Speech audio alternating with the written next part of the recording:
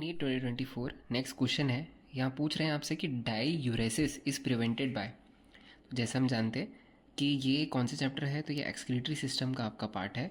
और excretory system में हम क्या देखते हैं कि कंडीशंस आती है वेरियस, जिसमें excess amount of urine and less amount of urine बन सकता है। यानी क्लास 11 के इस टॉपिक में आप सबसे पहले समझिए कि डाईयूरेसिस का मतलब है डाइल्यूट यूरिन फॉर्मेशन, है ना। डाइल्यूट यूरिन फॉर्मेशन होगा, जिसका मतलब क्या है, एक्सेस लॉस ऑफ आप वाटर यहाँ पे कर रहे हैं। क्लियर। तो हमें पता है कि वाटर को रिटेन करने के लिए या आप दो जो मैकेनिज़्म होते हैं, that is one is homeostasis, ठीक है, and second is osmo regulation.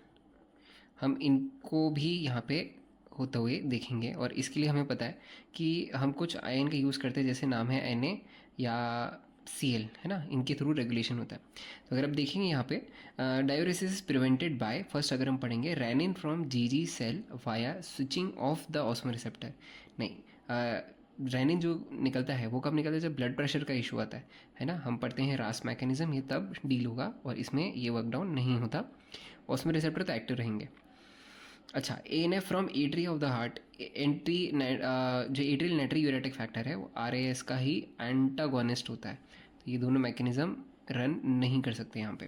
अब देखेंगे थर्ड है एल्डोस्टेरॉन फ्रॉम एड्रिनल मेडुला। देखिए ये ऑलमोस्ट सही आंसर था अगर मेडुला नहीं होता। मेडुला से तो निकलते हैं एड्रेनलिन एंड नॉरएड्रेनलिन। एल्डोस्टेरॉन ये काम करता है, साथ में हम हार्मोन एक पढ़ते हैं जिसका नाम होता है एंटी डाययूरेटिक हार्मोन। इसी को कहा जाता है वैसोप्रेसिन, जो आपको दिख रहा होगा आपके ऑप्शन नंबर 4 में। और निकलता है कहाँ से, तो न्यूरो हाइपोफाइसिस, माने जो आपका पिट्यूटरी है उसका डिवीजन है ये, है ना। तो एंडोक्राइन भी थोड़ा यहाँ पे टच कर लिया। तो vasopressin will be the right answer. अगर ये मेडुला नहीं होता तो एल्डोस्टेरोन हम चूज़ कर सकते थे, ठीक है। I hope you are able to understand. Keep learning with made simple.